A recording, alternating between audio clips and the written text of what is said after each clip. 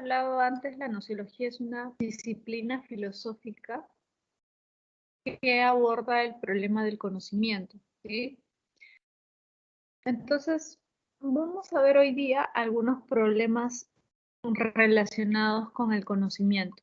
Vamos a ver tres problemas, ¿sí? El problema de la posibilidad del conocimiento, el problema del origen del conocimiento y el problema de la verdad, es decir, qué cosa es la verdad, ¿ya? Esos son los tres temas que vamos a ver hoy. Ahora, para entender mejor a qué se refieren estos problemas, primero hay que considerar cuáles son los elementos involucrados en el proceso de conocimiento. ¿Cuáles son los elementos del conocimiento? Tenemos, fíjate, tres elementos, ¿ya? Los dos básicos son sujeto y objeto, ¿no? Y de esa relación entre sujeto y objeto surge el tercer elemento, que es la representación, ¿sí? Entonces, fíjate, primero tenemos el sujeto. El sujeto es cualquier persona, cualquier ser humano que conoce la realidad o algún objeto de la realidad, ¿ya? Entonces, primero el sujeto es el ser humano. Segundo, el objeto es cualquier cosa de la realidad que el sujeto puede conocer. Es decir, cualquier cosa que está fuera del sujeto que él puede entender, comprender, conocer. En ese sentido, el objeto cognoscible no necesariamente es una cosa, ¿sí? O sea, un objeto en el sentido literal, ¿no? No necesariamente. Puede ser un animal, puede ser otra persona también, ¿no? Por ejemplo, cuando un médico revisa a un paciente que va a su consultorio, en ese caso el paciente es un objeto del conocimiento del médico, ¿sí? Entonces, el médico, al revisar al paciente, el paciente en ese momento es un objeto de conocimiento para el médico, ¿ya? Entonces, el objeto conocible es cualquier cosa de la realidad, cualquier cosa que está fuera del sujeto que él puede conocer, ¿no? Sea animal, cosa o persona. Cualquier cosa fuera de él. Y la representación es, de alguna forma, el producto de ese contacto entre sujeto y objeto, ¿no? La representación mental también le llaman, ¿no? Imagen o copia mental del objeto, ¿no? Como tienes ahí en el gráfico. Ahora, por si acaso, a esta representación muchos filósofos le llaman idea, ¿sí? Por eso hablamos, por ejemplo, de la idea de caballo, la idea de perro, la idea de león, la idea de casa, la idea de pelota, la idea de silla, la idea de mesa, ¿sí? Entonces, esa representación o imagen que el sujeto construye en su mente a partir del contacto con un objeto externo, también se le llama idea. Entonces, tenlo en cuenta porque a veces podemos usar este término para explicar algunas cuestiones, ¿no? Por ejemplo, cuando vimos, ¿te acuerdas de Descartes, no? Y Descartes hablaba de que habían tres tipos de ideas: las ideas innatas, las ideas adventicias, las ideas facticias.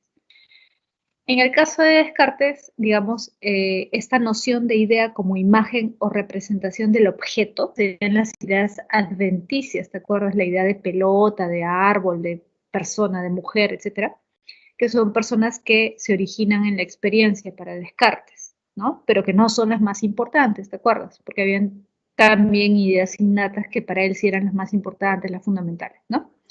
Entonces, en ese caso, la idea adventicia de la que habla Descartes sería esta que está acá graficada en este ejemplo, ¿no? Entonces, ten presente eso, ¿no? La representación mental o idea, también se le llama. Ahora, vamos a explicar el primer problema, ¿ya? Es el problema de la posibilidad. La pregunta es, este es el problema: ¿es posible conocer la realidad? Esto se lo han preguntado muchos filósofos, ¿no? A lo largo de la historia. ¿Es posible para el hombre, para el ser humano, conocer la realidad? ¿Podemos conocer la realidad tal y como es? ¿Podemos comprender la realidad en su conjunto? ¿Podemos, fíjate, todas estas preguntas están relacionadas, ¿no? ¿Podemos alcanzar la verdad? Es decir, ¿podemos alcanzar un conocimiento seguro, estable, exacto de aquello que conocemos, de aquello que nos rodea, del objeto que examinamos? ¿Es posible conocer el objeto tal y como es, la realidad tal y como es? ¿Es posible alcanzar un conocimiento total, general? Bueno, dependiendo de cómo respondas a esta pregunta, tú puedes asumir tres posiciones, ¿ya? Puede ser dogmático, puede ser escéptico o puede ser, fíjate acá, o puedes adoptar la postura del criticismo de Kant, una posición kantiana, ¿sí? O criticista. Entonces, esas son las tres posibilidades, ¿ya? Por una cuestión de espacio, en esta diapositiva no está Kant, pero tú siempre recuerda, sobre los problemas de conocimiento siempre hay tres posturas, ¿sí? Siempre hay tres corrientes, digamos, ¿ya? Entonces, ¿es posible conocer la realidad? Los dogmáticos, ojo, cuando hablamos de dogmatismo, en este caso, estamos hablando en nociología, en filosofía, no es exactamente lo mismo que el dogmatismo religioso, ¿no? Porque probablemente tú has escuchado el término dogmático en el ámbito o referido al ámbito de la religión. ¿Hay una cierta semejanza, una cierta relación? Sí, ¿ya? No sean cosas completamente diferentes, pero no son exactamente lo mismo, ¿ya? Y en todo caso, de todas formas, ayuda, ¿no? Que sepas a qué se refiere el dogmatismo religioso, ¿no? ¿Sí? El dogmatismo religioso, como algunos quizás ya saben, se refiere a la posición de aquellos que creen que existe Dios, ¿no? Que creen en la existencia de un ser supremo y en ese sentido creen que es verdadero, que es posible conocer a Dios, por ejemplo, ¿no? O que hay que tener fe, ¿no? Creen en la verdad de Dios. En el caso del dogmatismo del que estamos hablando aquí, no se refiere a lo religioso, sino que se refiere a lo nociológico, es decir, el dogmatismo es la posición filosófica, ojo, no religiosa, estamos hablando de nociología, es la posición filosófica que plantea que es posible confiar en nuestro conocimiento, que es posible alcanzar un conocimiento absoluto, así como los creyentes creen que es posible creer en Dios, que creen en Dios, ¿no? Creen que Dios existe, que Dios es la verdad, que representa una verdad. ¿Ya? El dogmatismo filosófico también cree en la verdad, pero no una verdad en sentido religioso, sino en un sentido nociológico. Creen que el hombre es capaz de alcanzar un conocimiento verdadero, creen que es capaz de alcanzar el hombre un conocimiento absoluto, creen que el hombre es capaz de alcanzar un conocimiento exacto, que sea, es decir, una fiel representación de la realidad, ¿ya? Creen, por lo tanto, fíjate, que el hombre está capacitado para conocer el mundo, la realidad que lo rodea. Por eso dice ahí, fíjate, hay plena confianza en las facultades para conocer. Es decir, el dogmatismo filosófico nociológico afirma que el hombre es capaz, ¿sí? Posee las facultades necesarias para conocer la realidad tal y como ésta es. En ese sentido, podríamos decir, fíjate, que hay un optimismo, ¿sí? ¿no? Algunos llaman a esto un optimismo nociológico. ¿Por qué? Porque creen que es posible conocer las cosas tal y como son. En cambio, fíjate el escepticismo que está a la derecha, el escepticismo niega la posibilidad del conocimiento. ¿Sí? Ojo que van a haber matices, ¿sí? Eso lo puedes ver con más detenimiento en tu material. Yo te recomiendo que revises un poquito tu separata sobre este escepticismo, porque hay matices, es decir, no todos los escépticos piensan exactamente lo mismo. Ya vas a encontrar que hay un escepticismo radical y un escepticismo relativista. Luego te voy a explicar un poco, ¿ya? Pero tenlo presente. Entonces, fíjate, en el caso del dogmatismo hay una confianza en las capacidades del hombre para conocer. Y en ese sentido, te decía, hay un optimismo nociológico. Te recalco esto porque esto no está de esa forma especificado, detallado en el material que tú tienes. Sin embargo, es algo importante. ¿Ya? Incluso me dio alguna vez alguna pregunta sobre este tema. ¿no? Hay un optimismo. ¿sí? Porque se confía en la facultad del hombre para conocer la realidad. En cambio, el escepticismo es todo lo contrario, hay un pesimismo nociológico. ¿Por qué? Porque se considera que el hombre no está facultado, es decir, no tiene las herramientas necesarias para conocer la verdad, o en todo caso que no existe esta verdad y que por lo tanto el hombre no puede, ¿no?, alcanzar un conocimiento seguro de las cosas, no puede acceder a un conocimiento exacto de la realidad, ¿sí? Entonces, te presenté eso, ¿sí? Ahora vamos a mencionar algunos ejemplos para que entiendan mejor, ¿ya? En el ámbito de la nociología y de este tema que estamos tratando, el dogmatismo, el escepticismo, y luego vamos a ver lo de Kant, digamos que si nosotros revisamos históricamente los distintos pensadores que han habido, podríamos decir que en general la mayoría de filósofos han sido dogmáticos con respecto a la capacidad del hombre para conocer. Es decir, la mayoría ha considerado que el hombre sí tiene las capacidades para conocer la realidad. La mayoría, no todos, ¿verdad? Entonces, fíjate, ahí por ejemplo te ponen a Tales de Mileto, que como tú sabes fue el primer filósofo, ¿no? Tales y todos los presocráticos, es decir, Heráclito, Anaximandro, Anaxímenes, Demócrito, etcétera, todos estos filósofos, como quizás tú ya sabes, en algún momento te comenté, estaban preocupados por determinar cuál había sido el elemento del cual se había originado todo lo que existe en el universo, ¿no? Es decir, ellos asumieron, fíjate, sin tener todavía pruebas científicas, pero asumieron que debía haber habido un punto de inicio de todo lo que existe en la actualidad, un punto inicial.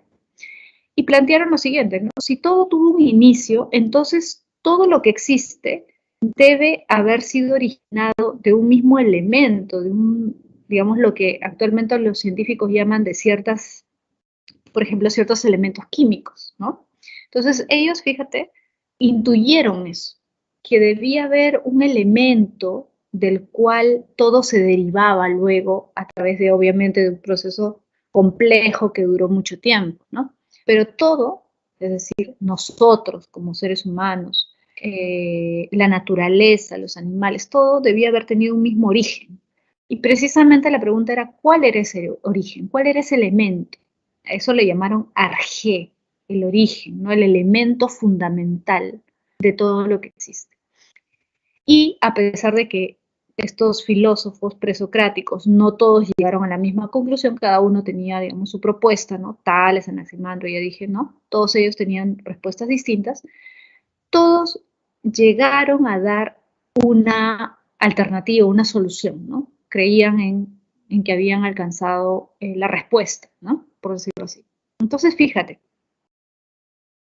si ellos se preguntaron esto y llegaron al final a una solución, respuesta, cada uno de ellos distinta, pero al final cada uno de ellos estaba convencido de que esa, la que ellos planteaban, era la solución adecuada. Respuesta, ¿no?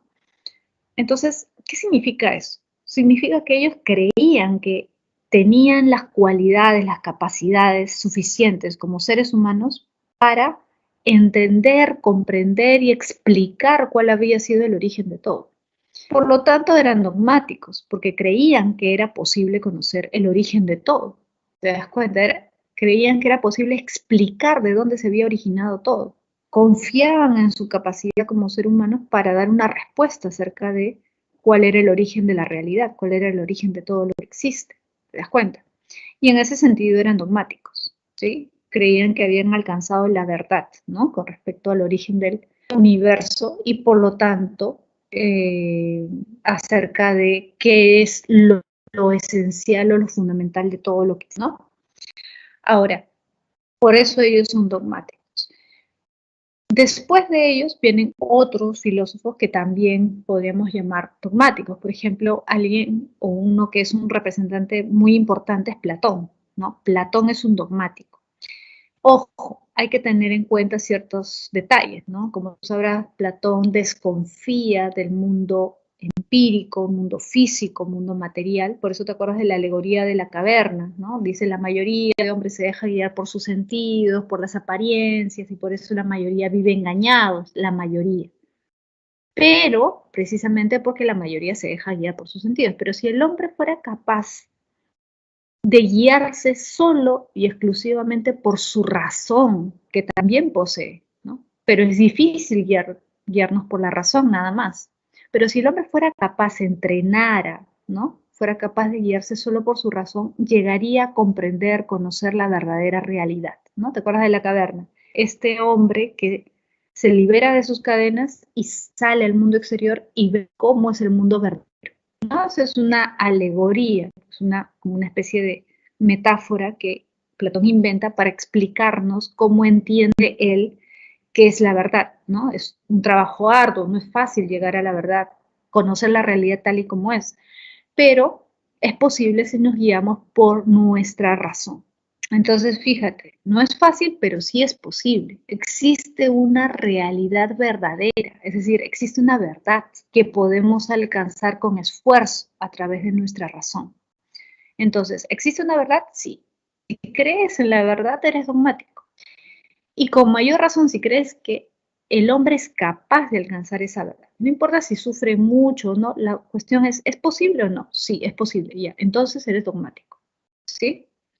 En el caso de Platón es así, es dogmático, porque cree en la verdad y cree que es posible alcanzar la verdad, es decir, un conocimiento real, un conocimiento verdadero, ¿sí?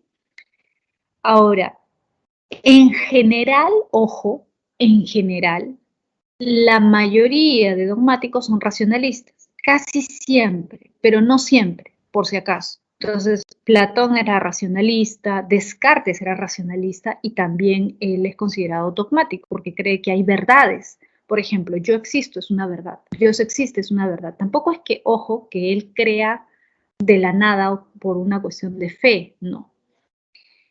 Él llega a afirmar que es verdad eso a través de un proceso racional. ¿Te acuerdas que lo explicamos? ¿No? Él duda de todo, ¿sí?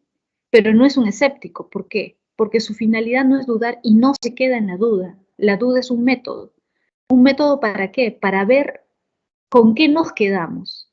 Ponemos en duda todo, podemos criticar todo, pero con la finalidad, dice Descartes, de ver qué cosa es verdad y qué cosa no. Hay que cuestionarlo todo, pero con la finalidad de alcanzar o determinar qué cosas son verdaderas.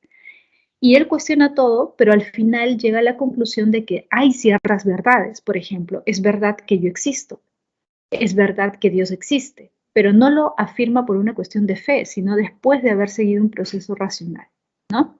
¿Te recuerdas, no? Dudo de todo, pero si dudo de todo, ¿qué significa? Que estoy dudando. ¿Y qué es la duda? Es una forma de pensamiento. Estoy pensando. Y si estoy pensando, ¿qué cosa significa? Que existo, porque no puedo ser algo que piensa sin existir. Tengo que existir si pienso, ¿no?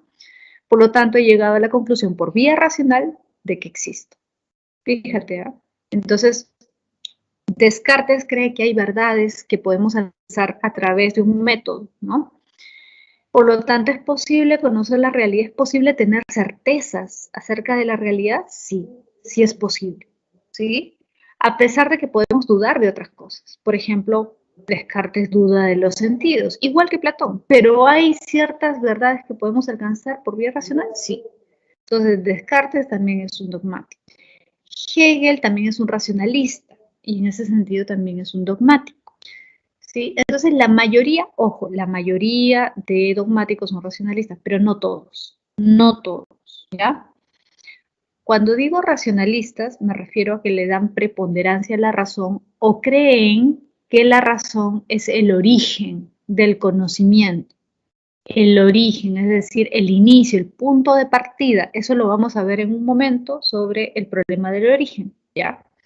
Pero te advierto, te digo, que no siempre los dogmáticos son racionalistas porque hay casos de dogmáticos que son empiristas. Es decir, que acerca del origen dicen, la razón no es el inicio, no es el origen, sino la experiencia. Por ejemplo, Aristóteles. Aristóteles es dogmático, ¿sí? Pero es empirista. Ahora, ¿cómo es esto? ¿Dogmático en qué sentido? Porque yo sé que quizás algunos tienen este esquema de que Aristóteles es opuesto a Platón, y sí, es decir, todos nosotros sabemos que Aristóteles critica a Platón, ¿no? Por ejemplo, el tema central de su crítica es que Platón niega el mundo sensible y dice que este mundo sensible es falso, ¿no? Y Aristóteles le responde que no, Aristóteles cree que este mundo sensible es verdadero, es real, y es el único además que existe. No existen dos mundos, como dice Platón, el mundo sensible y el mundo de las ideas, sino que existe uno solo, el mundo sensible. Es lo que cree Aristóteles. Entonces, debido a este tipo de cosas, nosotros tendemos a contraponer a Aristóteles con Platón. Pero en realidad no son completamente opuestos, como a veces se piensa, ¿no? Y esta es una de las cuestiones en las que en realidad se parecen. Aristóteles, te decía, es empirista. ¿Por qué? Porque para él el origen del conocimiento está en este mundo sensible. Es decir, no podemos alcanzar un conocimiento de las cosas si no partimos de la realidad física, empírica, lo que podemos ver, tocar. Ese es el punto de partida, ¿no? Para Aristóteles. Para Platón no. Para Platón esto físico es engañoso. Para Aristóteles esto físico es la base de todo. Pero eso es otro problema, es el problema del origen. En cuanto a la posibilidad, Aristóteles, igual que Platón, es dogmático. ¿Por qué es dogmático Aristóteles? Porque Aristóteles también cree que existe un conocimiento verdadero. Aristóteles cree que es posible conocer la realidad, las cosas, el universo, el mundo, tal y como es, sí. Sí, cree que es posible, que el hombre tiene las capacidades, las facultades para conocer la realidad. Sí, cree en eso. Sí, cree. Por eso, por ejemplo, la metafísica, que es el libro más importante de Aristóteles, ¿cuál es el objetivo? ¿Cuál es la finalidad de este libro, de esta obra que escribe Aristóteles? Alcanzar el conocimiento de los primeros principios y las primeras causas. ¿Te acuerdas que así define la filosofía? La filosofía es la ciencia teórica que estudia los primeros principios y las primeras causas de todo lo que existe. Entonces, este libro, si tú lo lees, ¿sí? No es tan fácil de entenderlo, pero si tú lo lees, llegas al último capítulo, y en el último capítulo, ¿de qué habla Aristóteles? De la primera causa de todo lo que existe. ¿Y cuál es la primera causa? El motor inmóvil, aquello que ocasiona el movimiento del mundo. ¿Te acuerdas? El motor inmóvil, lo que mueve todo, pero no es movido por nada. Es un principio, es algo que está ahí, que, ojo, no podemos ver ni tocar, pero podemos alcanzar a entender racionalmente. Ojo, a este principio, debido a su importancia para comprender cómo funciona todo, Aristóteles le llama teos, le llama Dios.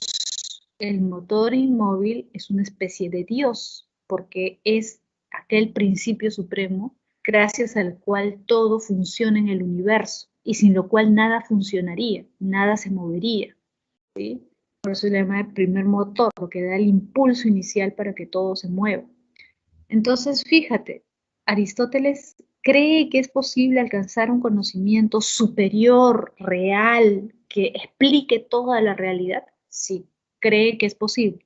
El punto de partida es la experiencia, pero luego el hombre, ayudado por su razón, va abstrayendo, va haciendo más complejo este pensamiento y puede llegar incluso a afirmar que existe algo que no es visible, como el primer motor, porque el primer motor no lo puedes ver ni tocar. Pero eso es irrelevante para Aristóteles. La cuestión es que has partido de la experiencia, ¿ya? Pero fíjate, más allá de que sea empirista, ¿sí? De que parte de la experiencia, es un dogmático, porque cree que es posible conocer la realidad tal y como es. Cree que es posible comprender cuáles son los principios que rigen la realidad. Cree que es posible alcanzar un conocimiento absoluto y en ese sentido confía en las capacidades del hombre para conocer. ¿Te das cuenta? En cambio, los escépticos no, los escépticos niegan la posibilidad del conocimiento.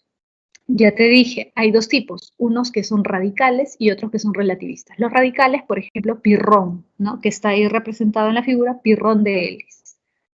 Pirrón es el fundador del escepticismo como escuela filosófica, es decir, como una corriente en la época helenístico-romana, que es la época de Alejandro Magno, ¿no? esta época de transición, de decadencia de Grecia y luego la conquista de Roma, ¿no? Que hace de Grecia. En esta época, como es una época, tú debes haber estudiado esto quizás en Historia Universal, ¿no? Es una época de crisis, es una época conflictiva, política, económicamente en Grecia. Entonces, es una época donde ya las personas no están tan preocupadas por lo político, sino más bien por lo personal, por lo individual, ¿no? Ya no creen que es posible, pues, ya no son tan optimistas con respecto a la vida, a la política, que la política pueda ser la solución de las cosas, ¿no? Sino más bien se encierran en su individualismo. Y eso propicia la aparición de muchas escuelas filosóficas que tratan de dar una respuesta acerca del problema que más les importaba a los griegos en ese momento, cómo ser feliz. ¿Cómo alcanzo la felicidad? ¿Cuál es la receta? ¿Cuál es el medio? ¿Cuál es la fórmula? ¿Cuál es el método? Bueno, los escépticos son una de las alternativas. El escepticismo es una de las escuelas que trata de dar una alternativa, ¿no? Una respuesta a esto. Y Pirrón, ¿no?, fundador del escepticismo, plantea que la forma de alcanzar la felicidad es suspendiendo el juicio. Fíjate en esa parte amarilla, ¿no? No es posible el conocimiento del mundo, solo nos queda suspender el juicio, la epogé. La epogé es la palabra griega que significa suspender el juicio. ¿Qué significa suspender el juicio? Suspender el juicio significa no creer en nada, no estar seguro de nada, no afirmar ni negar nada, ¿no? Lo que es completamente opuesto a lo que normalmente nosotros hacemos. Normalmente, pues, si te dicen, oye, ¿tú qué piensas de tal cosa? Das una opinión, ¿no? Y muchas veces defendemos nuestra opinión como si fuera la verdad absoluta, ¿sí? ¿No? ¿Qué te dirían los escépticos? No afirmes algo con tanta seguridad, porque no hay nada de lo que podamos estar seguros. Nada, ni en el ámbito político, ni en el ámbito personal, ¿no? Por ejemplo, te dicen, oye, ¿tú qué piensas de María? ¿Cómo es María? Ah, María es así y esa, ¿no? ¿Qué te dirían los escépticos? ¿Pero por qué estás tan seguro? No estés tan seguro de nada, ¿no? Duda siempre. Porque si tú estás muy seguro de algo, crees que conoces algo, no de manera exacta, usualmente, ¿qué ocurre? Usualmente ocurre que pasa un tiempo y descubres que las cosas no eran como tú pensabas que eran. ¿Y qué pasa cuando ocurre eso? Te decepcionas y sufres, ¿no? Y sientes dolor.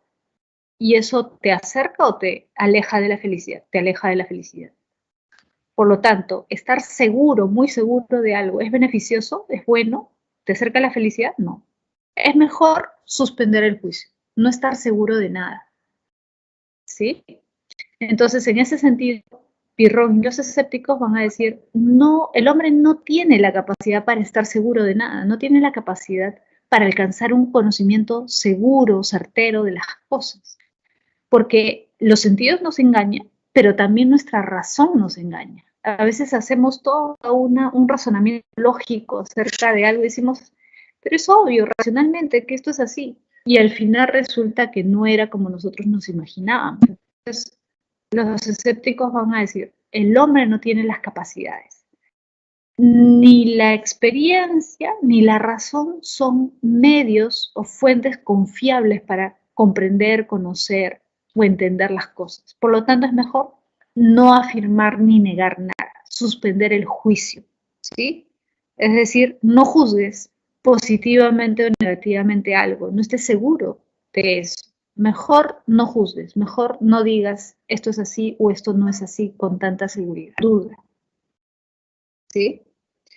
Entonces, fíjate, son pesimistas con respecto a las capacidades del hombre para conocer, ¿sí? Ahora, otro tipo de escepticismo es el de los sofistas, ¿sí? Los sofistas son escépticos relativistas. ¿Por qué relativistas? Porque los sofistas no creen en la verdad, en una verdad que debemos alcanzar todos. ¿Te acuerdas que ellos discutían con Sócrates? Sócrates sí creía en la verdad. Los sofistas no. Pero, ¿cuál es la diferencia con Pirrón? La diferencia es que los sofistas creen no en una verdad universal, pero sí creen en una verdad relativa. Es decir, dicen, bueno, lo que yo considero que es bueno para mí, es bueno para mí. Y no voy a tratar de convencerte a ti de que es bueno, tú tienes tu verdad. Cada uno tiene su verdad, cada uno tiene su opinión, cada uno tiene su percepción y cada percepción, cada opinión es válida para cada persona, ¿no? Por eso son relativistas.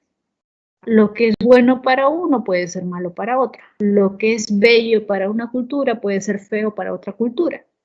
Hay que ponernos a discutir y a tratar de imponerle una verdad al otro o decirle, no, tú estás equivocado. No, cada uno puede percibir, puede entender las cosas de distinta forma, ¿no? Cada uno tiene su verdad. ¿Te das cuenta? Entonces es distinto. Porque Pirrón diría, no, ni siquiera lo que tú crees que es seguro, lo que tú crees, lo que tú opinas, es verdadero, ni siquiera para ti. No puedes estar seguro de nada. En cambio, los sofistas dicen, no, las cosas tal como yo las percibo son válidas para mí y serán verdad para mí, pero no para otro. ¿Te das cuenta? Ahora, Nietzsche también es un escéptico relativista. Nietzsche tampoco cree en la verdad. ¿Sí? Nietzsche cree que de manera muy similar a la de los sofistas, ¿no? Cree que cada uno percibe la realidad de acuerdo a lo que le conviene o de acuerdo a lo que, digamos, le interesa, ¿no? De acuerdo a su percepción de las cosas, ¿sí? Nietzsche sería un escéptico también, un escéptico relativista, ¿no? Por eso es que él critica la idea de Dios, porque la idea de Dios implica que hay una verdad, que hay algo bueno y algo malo ya establecido, ¿no? Y Nietzsche no cree en eso. Ahora, otro escepticismo, o otro representante, mejor dicho, del escepticismo también es Hume. ¿Te acuerdas que habíamos hablado de Hume? Hume era este filósofo moderno, ¿te acuerdas que vimos? Empirista, que sostiene que el hombre conoce lo que experimenta de manera inmediata. ¿Te acuerdas que él distinguía entre impresiones e ideas? Lo que llamo impresión es lo que percibo en este momento, en este instante. Y lo que llamo idea es el recuerdo de la impresión. Ahora, el recuerdo de la impresión es vaga, es algo que no necesariamente es exacto, ¿no? Porque el tiempo va desfigurando la realidad. Entonces mi idea puede ser que no se corresponda con lo que yo percibí de manera exacta. Y en ese sentido, ¿te acuerdas que Hume también critica la ciencia, ¿no? La idea de causalidad, ¿te acuerdas? El hecho de que un evento, un fenómeno se repita varias veces no significa que necesariamente se va a repetir la siguiente. Por lo tanto, ¿es posible alcanzar conocimientos absolutos? No. La ciencia representa eso, la capacidad de alcanzar conocimientos absolutos. Para Hume, el método de la ciencia, este método de la causalidad, ¿no? La idea de causalidad, de que si ocurre un fenómeno A y luego ocurre un fenómeno B, y eso yo lo veo 1, 2, 3 veces, ¿no? El científico que dice, y a la siguiente va a ocurrir necesariamente que después de A viene B. ¿Qué dice Hume? No, no necesariamente. Por lo tanto, ¿qué es lo que está diciendo en el fondo Hume? No es posible alcanzar conocimientos universales, ¿sí? Lo que yo conozco es un instante, un momento, un caso particular. Eso no lo puedo extrapolar y decir que todo siempre va a funcionar así.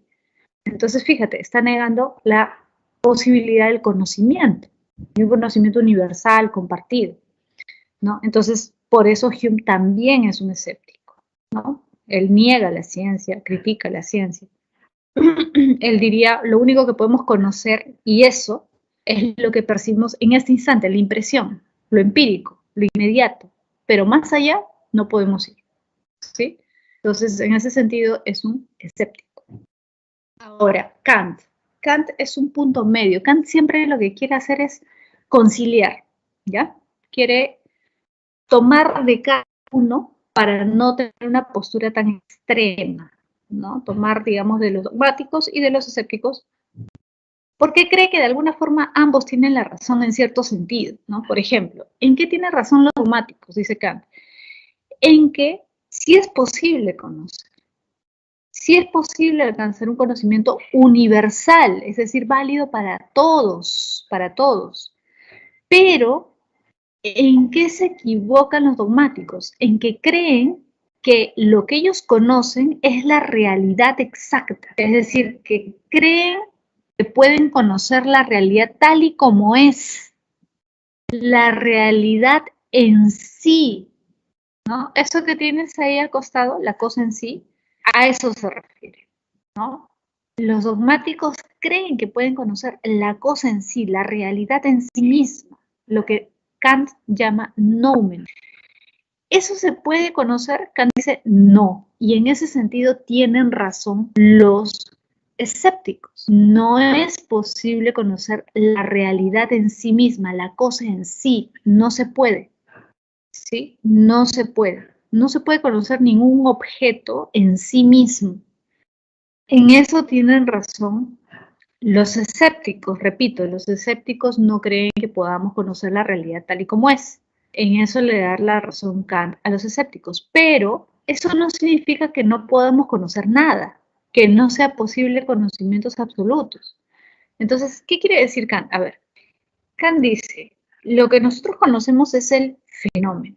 ¿Y qué es el fenómeno? La realidad ya adaptada o ya digerida, si quieres, por nuestra razón, ¿no? Acuérdate, para Kant, la experiencia y la razón son fundamentales, son necesarias, ambas, ¿no? Eso lo vamos a ver luego. Entonces, ¿cómo se da el proceso de conocimiento? Kant dice, el hombre percibe algo, un objeto, ¿no? De la realidad, cualquier cosa de la realidad, a través de sus sentidos, ¿sí? Los sentidos son la fuente, ¿no? De los datos de la realidad, ¿no? Nos dan los datos de la realidad. Pero nuestra razón procesa esos datos, como si fuera un software, ¿no? Nuestra mente, nuestra razón procesa esos datos. Fíjate a la izquierda, abajo, condiciones a priori. Eso le llaman las categorías. Las categorías son como esquemas mentales, como un software que ordena los datos que le da la experiencia. Es decir, a través de los sentidos nosotros recogemos datos y nuestra mente, nuestras categorías que están en la mente, nuestra razón, ordenan esos datos. Entonces, al darles un orden, ¿sí? La razón ya está transformando la realidad. A eso se refiere Kant. Es decir, nosotros no percibimos la realidad de manera directa, tal y como es. Nuestra percepción de la realidad no es una copia fiel, a eso se refiere. Y en ese sentido no conoce la realidad en sí misma. Por eso dice, no conocemos el noumen, conocemos el fenómeno. El fenómeno es lo que nosotros conocemos. El noumen es la realidad en sí misma. Entonces, ¿el fenómeno qué cosa es? El producto, precisamente, de la intervención de nuestras categorías, de nuestra razón, que ordena esos datos que le han dado los sentidos. Los sentidos recogen los datos, nuestra razón los ordena, ¿no? Y eso sin que nosotros nos demos cuenta, ¿no? Y eso es lo que nosotros conocemos, el fenómeno, ¿ya? El fenómeno es lo que nosotros conocemos. Entonces, por eso dice abajo, fíjate a la derecha, es posible conocer el fenómeno, pero no el noumen. Es decir, nunca conocemos la realidad en sí misma. Conocemos una realidad ya transformada, ya digerida, ya procesada por nuestra razón. Incluso por nuestros sentidos, porque nuestros sentidos tampoco son digamos, nos dan una copia fiel de la realidad, ¿no? Todos los animales, por ejemplo, no tienen los mismos sentidos. Unos animales perciben la realidad de una forma y otros de otra. Entonces, nuestros sentidos condicionan nuestra percepción de la realidad y nuestra razón ordena esos datos, ¿no? Que ha recogido de los sentidos, ¿no? Entonces, a eso se refiere Kant. ¿Es posible conocer la realidad? Sí, pero tal y como ella es, no. ¿Es posible alcanzar conocimientos absolutos? Sí, y en eso le da la razón a los dogmáticos. ¿Por qué? Precisamente porque solo porque todos los hombres, todos los seres humanos tenemos las mismas categorías. No es que cada ser humano tenga un software distinto, cada ser humano tiene categorías distintas, no. Todos los seres humanos tenemos las mismas categorías y como compartimos los mismos esquemas mentales, todos podemos conocer la realidad de la misma forma. Por eso es posible la ciencia. Si cada uno tuviera una forma distinta de entender la realidad, la ciencia no sería posible. Es decir, un profesor, por ejemplo, de biología, no podría transmitirle su conocimiento a un alumno de biología si es que pensaran de manera completamente diferente, si es que no pudieran entenderse. Para entenderse, o mejor dicho, es posible que se entiendan, ¿sí? ¿Por qué? Porque comparten las mismas categorías, los mismos esquemas mentales. Gracias a eso que todos los seres humanos podemos alcanzar los mismos conocimientos o entender la realidad, si quieres, de la misma forma. ¿Sí? Si no, sería imposible entendernos entre nosotros con respecto a qué es lo que pensamos o cómo hemos ordenado la naturaleza, ¿no? Cómo entendemos la naturaleza, ¿cierto? Entonces, a eso se refiere Kant. Bien, vamos a pasar ahora al siguiente punto, que es el origen del conocimiento. Acá el problema es, ¿dónde se origina? ¿Dónde inicia el conocimiento? Bueno, ya más o menos te he explicado esto, ¿no? Las dos posturas que se contraponen son el racionalismo y el empirismo, ¿no? Los racionalistas creen que la fuente es la razón, los empiristas que la fuente es la experiencia, es decir, el contacto de los sentidos con la realidad. Fíjate, el tema es el origen, dónde comienza. No significa que los racionalistas digan la experiencia no nos da nada y que los empiristas digan la razón no nos da nada, la razón no sirve de nada. No, ese es un error. La pregunta es, ¿dónde comienza el proceso de conocimiento? ¿Sí? O en todo caso, ¿cuál es la fuente fundamental? Es decir, la fuente sin la cual no podría darse todo el proceso. Para los racionalistas es la razón. Para Descartes, recuerda, la experiencia nos puede dar ideas. Para Descartes, sí. Las ideas adventicias, repasa, revisa. La idea de pelota, la idea de gato, la idea de perro, ¿de dónde vienen? Del contacto con la realidad a través de nuestros sentidos. Hay ideas adventicias. Para Descartes, es decir, ideas originales de la experiencia, sí. Pero ¿son las más importantes? No. ¿Son las más seguras? ¿Podemos confiar plenamente en estas ideas? No. ¿Por qué? Porque nuestros sentidos nos engañan. Por lo tanto, ¿cuál es la fuente primordial, fundamental, básica? La razón. ¿Por qué? Porque solo la razón contiene ideas universales. Ejemplo, la idea de Dios. ¿La idea de Dios es una idea universal? Sí, para Descartes sí. Es una idea universal. Todos los hombres ya nacen con la idea de Dios, dice Descartes. Es una idea innata por eso, porque ya nacemos con esa idea. ¿Sí? Otra cosa es que luego nos preguntemos si existe, si no existe, esa es otra cuestión, pero es una idea innata. ¿Y cómo demostramos que es innata? Demostramos que es innata porque no necesitamos de la experiencia para estar seguros de su existencia, dice Descartes. Podemos, a través de un proceso racional, llegar a la conclusión de que Dios existe. A través de un proceso lógico, ¿es posible llegar a la conclusión de que Dios existe? Sí. Igual, por ejemplo, que la idea de nuestra propia existencia. También hay una forma racional de llegar a la conclusión de que nosotros mismos existimos. Sí, también. Entonces, las ideas innatas son aquellas ideas con las que ya nacemos y por lo tanto que no requieren de la experiencia, es decir, están antes de la experiencia. Eso se le conoce como innatismo, ¿ya? Ahora, el empirismo es más bien lo opuesto, ¿no? Locke, recuerda, es el padre del empirismo moderno, plantea, ¿qué cosa? En contra de Descartes, que no existe ningún tipo de idea innata. No hay ideas innatas. Por eso dice ahí, fíjate, nuestra mente es como una tabula rasa, es decir, como una tabla en blanco, como un papel en blanco. Cuando nacemos, no tenemos nada en la mente. ¿Qué es lo que hace que vayamos adquiriendo poco a poco ideas? La experiencia. ¿Por qué tienes idea de color rojo en tu mente? Si yo te digo rojo, tú sabes a qué me refiero. ¿Y cómo sabes? Porque has visto en algún momento algo de color rojo. Entonces, no podrías tener idea de color rojo en tu mente si nunca hubieras visto algo rojo, ¿cierto? Entonces, toda idea que existe en nuestra mente está originada en la experiencia. Alguien podría decir, profesora, pero la idea de Dios, por ejemplo, a Dios no lo vemos, no lo tocamos, no lo sentimos, pero ¿cómo sabemos que Dios existe?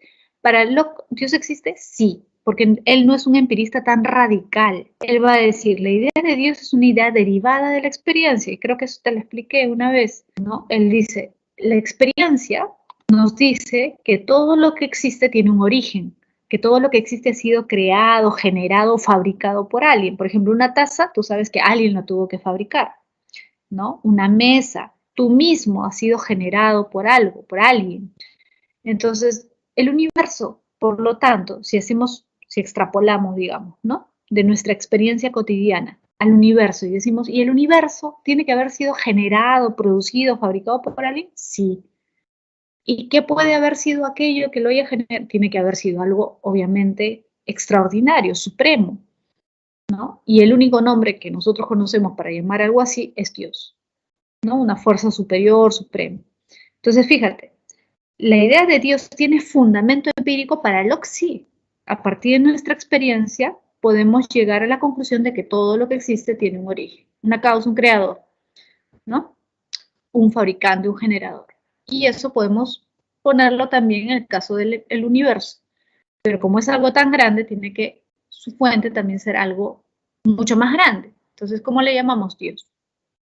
¿Tiene fundamento empírico la idea de Dios? Sí. Entonces, fíjate, cualquier idea, incluso aquellas ideas de cosas que no podemos percibir, tienen su origen en la experiencia. ¿Sí? En ese sentido, he sido a Aristóteles. Aristóteles es un empírico, como habíamos hablado hace un momento, ¿no? Es un empirista, ¿por qué? Porque él plantea que el origen está en la experiencia, ¿no? Incluso él también llega a explicar la idea de Dios de manera similar a la de Locke, ¿sí? Bien. Ahora, Kant, ¿qué dice Kant? Kant, ya te dije, siempre es la postura intermedia, es la tercera respuesta, la tercera vía, ¿no? ¿Qué dice Kant?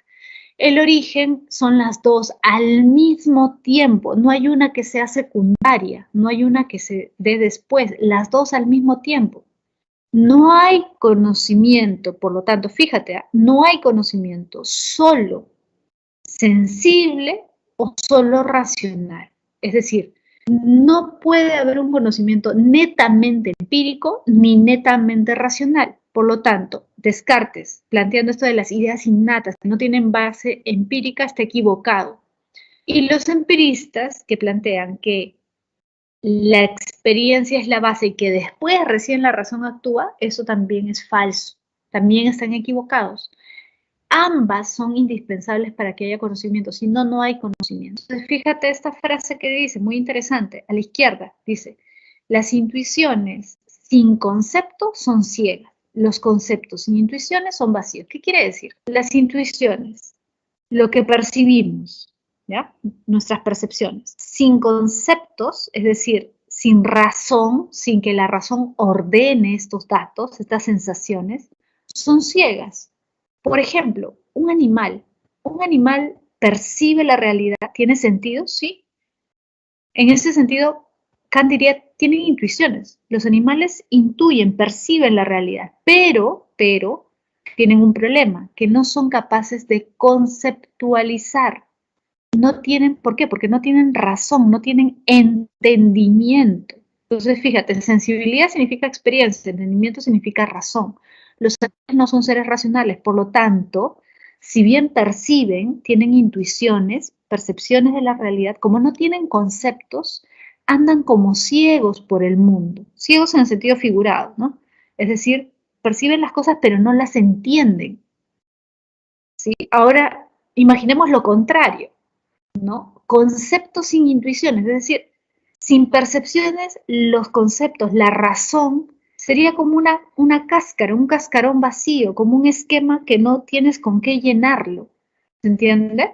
Si fuéramos solo razón y no tuviéramos contacto con la realidad a través de nuestros sentidos, ¿para qué nos serviría la razón? ¿Con qué trabajaría nuestra razón si nuestros sentidos no le dieran datos? ¿Te das cuenta? Los conceptos sin intuiciones, es decir, sin percepciones, serían como un esquema vacío, como un cascarón sin contenido. ¿Te das cuenta? Por eso dice luego, fíjate, los objetos nos vienen pues dados mediante la sensibilidad, es decir, si conocemos los objetos es gracias a nuestros sentidos, ya que nuestros sentidos son los que nos suministran las sensaciones, las percepciones de la realidad. Por medio del entendimiento, es decir, de la razón, los objetos en cambio son pensados. Gracias a que tenemos razón, pensamos, entendemos, procesamos esa información y por lo tanto podemos tener conceptos. Si no tuviéramos razón, entendimiento, ¿podríamos tener conceptos? No. ¿Y cuál es la prueba de eso? Que los animales que no son racionales no tienen conceptos, no son capaces de crear conceptos. Entonces, ambas son indispensables. No podemos hablar de conocimiento sin experiencia, pero tampoco podemos hablar de conocimiento sin razón, ¿sí? Y ambos se dan al mismo tiempo, aunque nosotros no seamos conscientes de ello, estamos ya categorizando, estamos ya procesando la información que nos dan nuestros sentidos cuando la estamos percibiendo a través de nuestra razón, ¿sí? Bien. Ahora vamos a pasar al último problema, que es el problema de la verdad. Acá la pregunta es, ¿qué es la verdad? ¿Cómo definimos la verdad? Bueno, la primera forma es la más conocida, ¿no? La verdad como correspondencia. Es la clásica, ¿no? Es la cotidiana, ¿no? Cuando dices, por ejemplo, no sé, mi hermano rompió el florero, ¿no? Imagínate que tú le dices eso a tu mamá. Él rompió el florero. Ya. Si lo que tú dices se corresponde efectivamente con la realidad, con el hecho, efectivamente, él rompió el florero, ¿no? Entonces estás diciendo la verdad, la correspondencia entre el lenguaje y la realidad, el lenguaje y el hecho, ¿sí?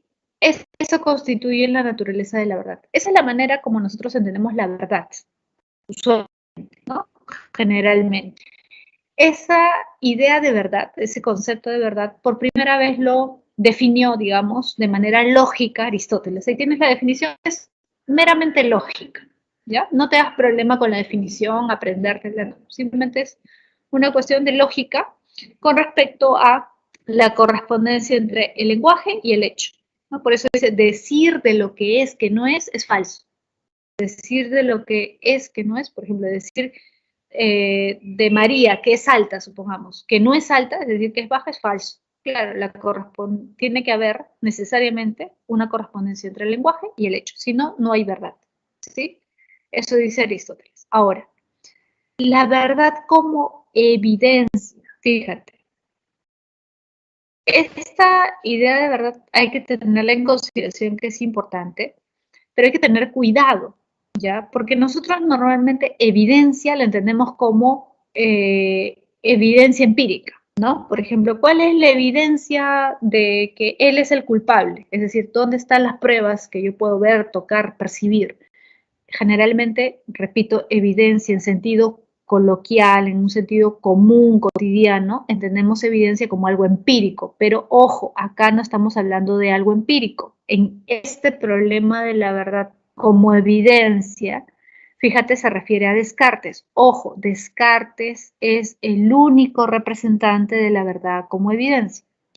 Entonces, siempre que te digan verdad como evidencia en este problema en nociología, en filosofía, siempre es Descartes. Y por lo tanto no es una evidencia empírica, es una evidencia racional. Porque recuerda, Descartes no cree en la evidencia empírica. ¿Sí? Es decir, por ejemplo, si tú estás yendo por la carretera y ves a lo lejos como en verano, ¿no? Como si hubiera agua, alguien podría decir, oye, pero es evidente que hay agua ahí. ¿Qué diría Descartes? No, no es evidente porque te estás guiando por tus sentidos. ¿Y tus sentidos qué pasa? Te engañan muchas veces. Entonces la evidencia para Descartes no es empírica. La evidencia es racional, ¿no? Por ejemplo, pienso, luego existo. Es evidente que existo. ¿Por qué es evidente? No por algo empírico, sino por algo racional. Porque pienso. No puedo pensar sin existir. Es lógico. Si pienso, existo. Entonces, no puede haber otra solución, pero esto es netamente racional. Entonces, ¿cómo entiende Descartes la verdad? Como algo evidente. Si algo es evidente desde el punto de vista racional, repito, no empírico, si algo es evidente desde el punto de vista racional, es verdadero. Pero solo si es evidente desde el punto de vista racional, ¿sí? Podemos decir que es verdad. Si no es evidente desde el punto de vista racional, entonces no podemos estar seguros de que eso sea verdad.